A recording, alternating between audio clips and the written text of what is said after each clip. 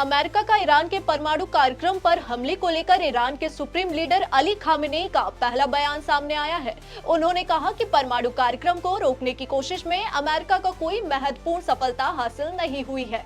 साथ ही खामेनेई ने यह भी कहा कि कतर में स्थित अमेरिकी एयरबेस पर ईरान के हमले को भारी झटका करार दिया। बता दें कि खामेनेई ने यह बात ऐसे समय पर कही है जब अमेरिका बार बार दोहरा रहा है कि ईरान के परमाणु ठिकानों पर किए गए उसके हमले से उसे भारी नुकसान हुआ है।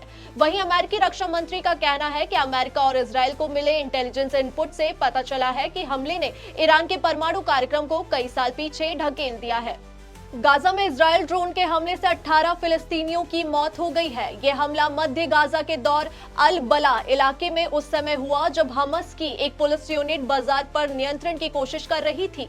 इजरायल और ईरान के बीच सीजफायर हो गया है। वहीं भारत ईरान में फंसे भारतीयों को बाहर निकालने के लिए ऑपरेशन सिंधु जारी है। बता दें कि अर्मेनिया के येरेवन से 173 भारतीय नागरिकों को स्वदेश लाया जा चुका है। बता दें कि ऑपरेशन सिंधु के तहत अब तक 3 भारतीय वायुसेना के विमानों सहित 19 विशेष निकासी उड़ानों का इस्तेमाल करके कुल 4415 भारतीय नागरिकों को निकाला गया है, जिसमें ईरान से 3597 और इजरायल से 818 भारतीयों को स्वदेश लाया गया है। आरएसएस कार्यकारी प्रमुख दत्तात्रेय होसाबले के संविधान की प्रस्तावना में समाजवादी और धर्मनिरपेक्ष शब्दों पर दिए गए बयान को लेकर नया विवाद छिड़ गया है। उन्होंने कहा कि आपातकाल के दौरान संविधान की प्रस्तावना में 2 शब्द जोड़े गए। ये 2 शब्द समाजवादी और धर्मनिरपेक्ष हैं। ये प्रस्तावना में पहले नहीं थे। आगे होसाबले ने कहा, इन्हें प्रस्तावना में रहना चाहिए या नहीं, इस पर विचार किया जाना चाहिए।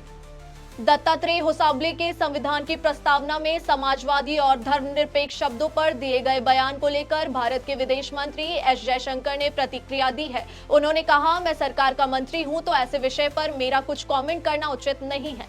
आरएसएस कार्यकारी प्रमुख दत्तात्रेय होसाबले के संविधान की प्रस्तावना में समाजवादी और धर्मनिरपेक्ष शब्दों पर दिए गए बयान को लेकर कांग्रेस के सांसद प्रमोद तिवारी ने प्रतिक्रिया दी है।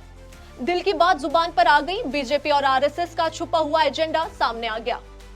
अहमदाबाद में जगन्नाथ रथ यात्रा के दौरान एक हाथी बेकाबू हो गया। इसी के बाद फौरन हाथी पर काबू पाने के लिए वन विभाग की टीम पहुंची। अमेरिकी राष्ट्रपति डोनाल्ड ट्रंप ने गुरुवार को कहा, अमेरिका ने चीन के साथ व्यापार समझौते पर हस्ताक्षर किए।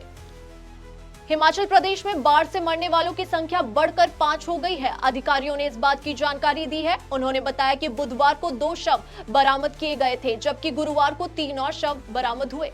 उड़ीसा के पुरी में जगन्नाथ रथ यात्रा में शामिल होने के लिए बड़ी संख्या में लोग जुटे हैं। भगवान जगन्नाथ की वार्षिक रथ यात्रा के लिए समुद्र तटीय तीर्थ नगरी पुरी को किले में तब्दील कर दिया गया है, जहां करीब 10,000 सुरक्षाकर्मी तैनात किए गए हैं। एक पुलिस अधिकारी ने बताया कि इसके अलावा निगरानी के लिए शहर में विभिन्न स्थानों पर 250 से अधिक आर्टिफिशियल इंटेलिजेंस सक्षम कैमरे लगाए गए हैं।